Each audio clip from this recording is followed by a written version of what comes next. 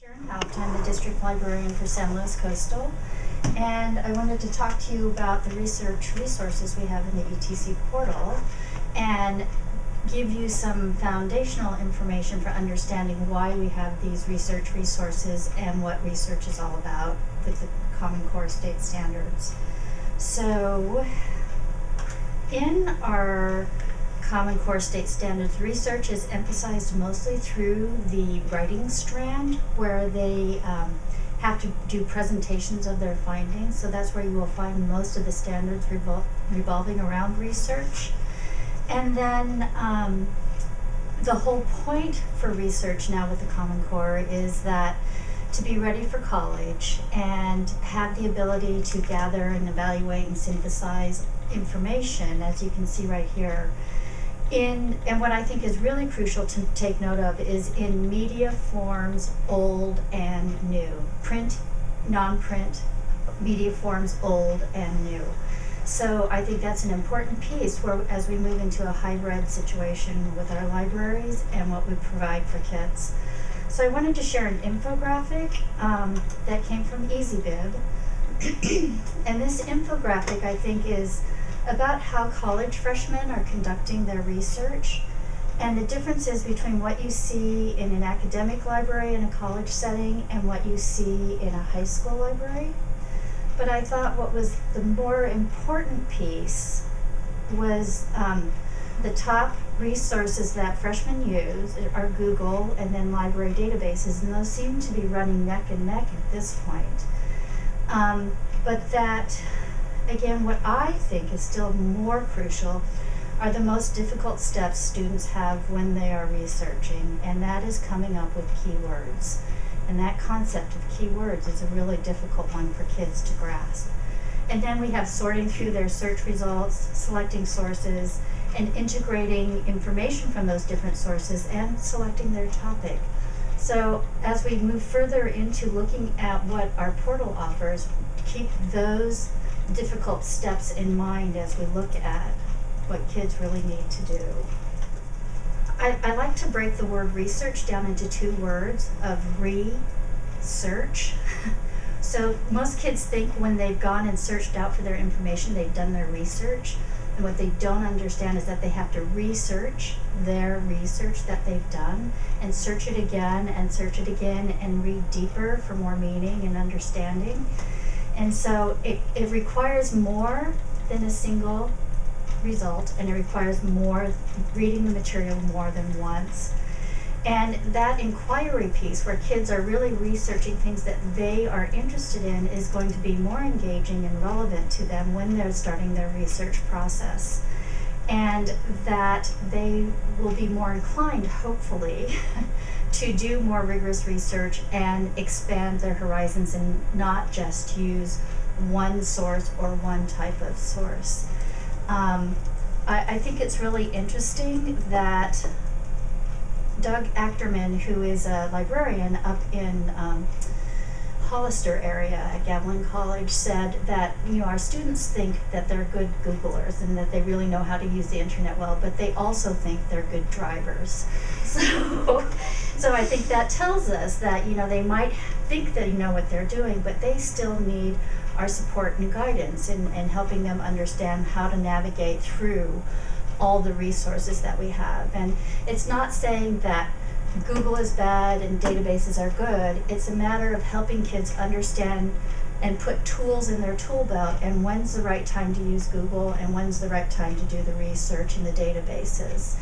And just like we would never let a 3-year-old cross the street by themselves, we would be holding their hands. We as librarians and teachers need to really hold their hands and help guide them through that process in evaluating and synthesizing which resources are going to be best for them. There's all kinds of tools available for kids. We've got Google Scholar, we've got our databases, we've got social media, we've got Web 2.0 tools, we've got blogs, all kinds of stuff, and podcasts, all kinds of formats. And I think those are just really important for kids to know how to use and have that in their repertoire of gathering information and synthesizing it. So whoops, did I go too far? Sorry. So, many times kids will say to me, what is a library database?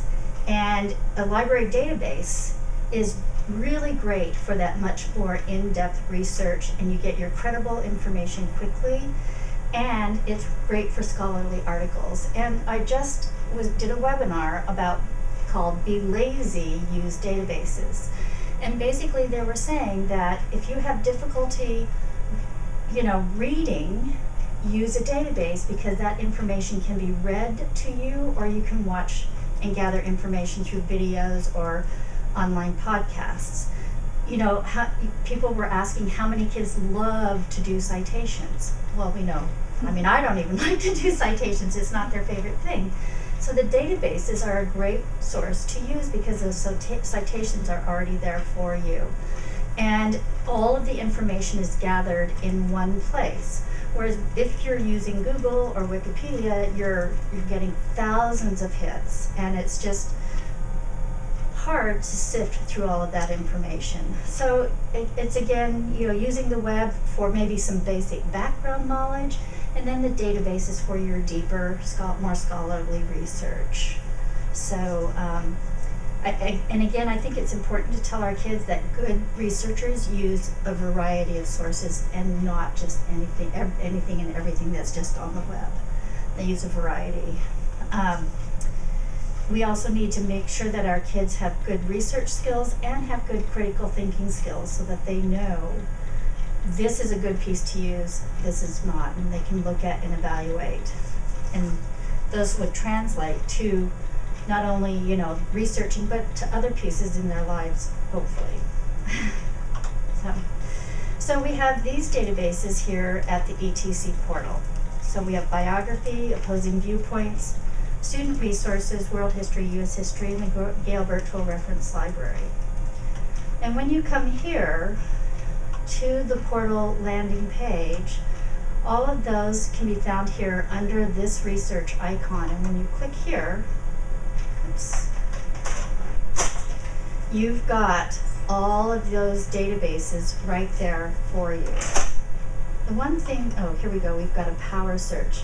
So one place that I really like to tell kids to start first is with a power search, so that they can start thinking about and exploring and getting ideas.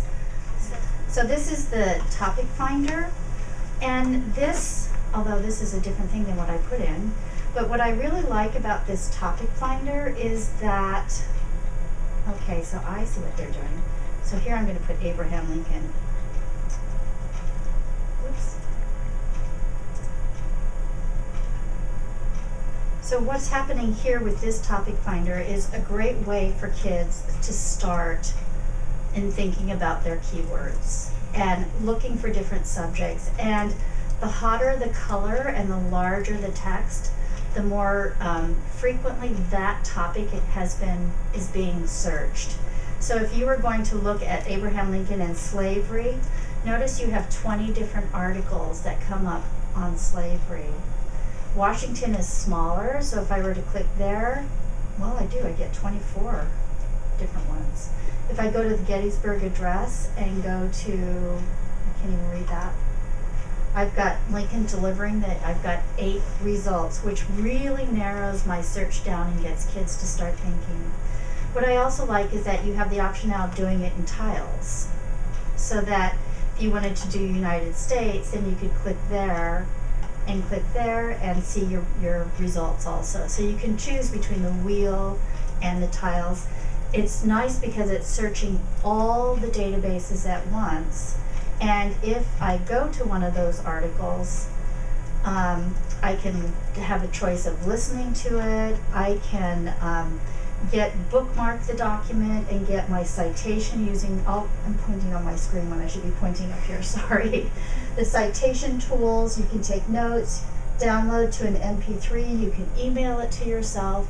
there's all kinds of ways that you can access material and then come back to it. And I think it's especially important to really start training our kids to open up Google Docs or something right away so they can start pasting their citations, and not the night before when the paper is due or crying because they can't find the web page anymore, or what they did because it's gone. So I think that's just a really important piece to start teaching them. And what's really nice too is where you see these blue hyperlinks. Those are related articles that are in our Gale Virtual Reference Library that can take kids to more information on that topic. So I think it's really great that we have these resources and that our kids can start just exploring if they wanted to. I think it's also when we teach our kids about searching that we always encourage them to start with nouns first and then adverbs and adjectives. Because if they type in a question, like their teacher says, you know, give me all this information, and they type in the question, more than likely they're going to get back pages that have questions as the title of that page. So we really need to encourage them to think about using smaller chunks as they're searching and starting with those nouns first, using Control F. That Google Instant, do you guys know what Google Instant is? Mm-hmm. So if I'm going to go into I just want to go back to my library and search one of the databases, and I'm going to search here in, one thing I don't like about the screens is that I'm going to search student resources in context. And so Google Instant is where when you start typing, so notice that I didn't have to finish typing in Abraham Lincoln. It came up in bold and italicized font. And so that means that that is a subject within the student resources in context, and that's a word that kids have been typing in a lot to search for their information. So what I really like about all of these resources is that they are organized the same way, so that you, if there's a main topic, you have the basic introduction with the view more, and then you have your featured content, you have reference materials, you have your tools, you have your fact box, you have creative works, you've got all of your primary sources in one area. So notice there's 21 primary sources here. You've got magazines, you've got audio, images, and then related topics. So you've got all different kinds of things that you can use, and all of the databases are organized the same way. The other place where you can have students start exploring and in their inquiry process is just by having them browse topics. And within those topics, they might be able to give you, get better ideas and figuring out where they want to do their research and where they want to explore. And just, oh, Leonardo da Vinci, he's pretty interesting. I think I'm going to do that. Isn't that the guy who stands with his hands out, you know, on that wheel that we all see? So like Water for Chocolate, oh, that's a movie I want to know more about. So, you know, this is a great place to have kids just explore and know that there would be lots of information and resources for them right at that point. So I just think that it's just really important to understand the layout of the databases and how they're all consistent, and how, where am I now? Sorry. And that how that term cluster can help everybody with what they're doing, or the browse topics. That you can link to all the different Gale Virtual Reference Library resources and other books within, other databases within each other. They're all interlinked. So that's a great feature that that has. Whereas in Google will have many hyperlinks in their web pages and stuff, but sometimes they're so far off topic you end up going way far beyond where you ever went to be, and you're completely lost. So, Worldbook Online. Worldbook Online is another great research resource, and especially I was going to show you in The advanced World Book, what's really nice about this, if you have teachers who are doing teaching with documents, document-based questions with primary sources, you can go here under that, on that left-hand side. Seems like the left-hand side, both in Google and in the databases and now in World Book, is a really great place. Although I think in Google it might be more on the right. Is that correct? Anyway, there's a lot of great resources here on the left-hand side. So teaching with documents, which are, again, primary source pieces of information. So if you're looking at the Bill of Rights and wanting to teach with that, you can click there. And as you come to the bottom right here, you can see the actual primary source document right here that they have available for you. And then as you scroll further down, you will see teaching activities that give you discussion questions, document review, case studies, facts, issues, evaluation, and how to cite that document. So that document-based question, which is really used a lot in AP classes, and where a lot of our teachers are moving towards to meet the Common Core standards with more rigorous research, this is a great place to send teachers, especially in history, social studies. The other great feature that I think World Book has that I really like, which I think is terrific, is that you have world newspapers here. So you can get the New York Times. So if I click down here and click on New York and click go, I can get the New York Times online free through this subscription database. So if you're purchasing it at your library, you don't necessarily have to do that. So it's nice that all of these newspapers, and if you have kids who are maybe researching in Spanish and need to read something in Spanish, you could go here to Spain or Mexico and get a newspaper in Spanish that's current and up to date. So I think that's a great feature to have available for our kids, and using all of those kind of resources. There's also, within World Book, there's that timeline feature, and I don't know if you've seen that timeline feature, but World Book Online has a whole bunch of timelines that I think are really interesting that kids can customize and look at themselves and add more information into those timelines.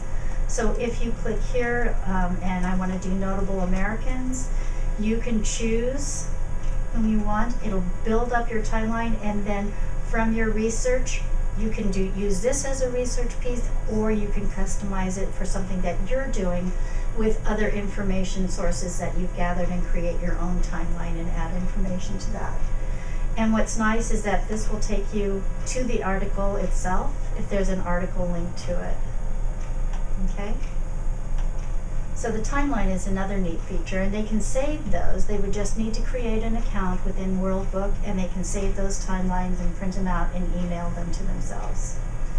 So there's also here in the portal for other research resources, we have primary source area, an area with primary source that we're working to really update. So you've got California Streaming that has primary sources, the World Book, the Gale, Calisphere, Library of Congress, and I think, is there one more? Yes. Research Ready, this is from Joyce Valenza, who is a big LibGuide user, and she has a whole place right here in her LibGuides under primary sources. And notice that the whole LibGuide, it talks about what they are, and then along the left and the right hand side you have all kinds of links to other places where you can find more primary sources. So they're really great resources. There's a lot of work in here involved in this LibGuide. So you can see all of these different places that are primary sources that you could use. I think that's a great addition to it. And let's not forget that when we're here in the portal that, you know, we're talking about research, but research just isn't English language arts or history, social sciences. You know, we have science that's really an important piece too. And research within our science resources, we have Hippocampus and Khan Academy, the FOSS, the Exploratorium, Lawrence Hall of Science, and NASA. We have these great resources that kids can use, along with our databases that do have science information in them, especially when it comes to biographies and within the in-context databases. So, the one last thing I just wanted to leave people with is thinking again about all of these different things that we have and all these resources. The last thought I wanted to leave is from a book called The Three Questions. It's a children's picture book, but it's drawn by John Muth. And it talks about, you know, when is the best time to do things? And I think the best time to do things is now. You know, we have these resources. We need to equip our kids to know when to use all these tools and what's a good thing. And the important one are those students standing right next to us or who are sitting in our classroom. And that the right thing to do for them is to model, model, model. That you're reading, your research, your writing, you're modeling for them how to do research and being an ethical user of information. So if you haven't seen that picture book, you need to see it. And so those are just some, that's just touching lightly on some of the research resources here in the ETC portal. Thank you.